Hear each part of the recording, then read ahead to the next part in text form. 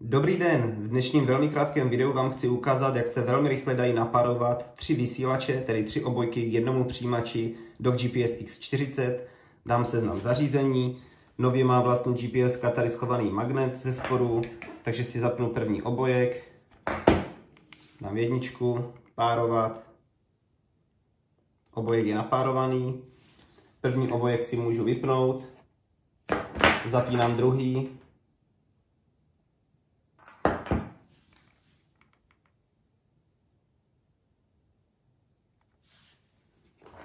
druhý si vypnu,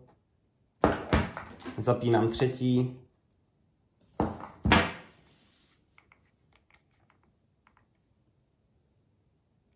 a už mám napárované všechny 3 obojky, takže si je můžu pozapínat.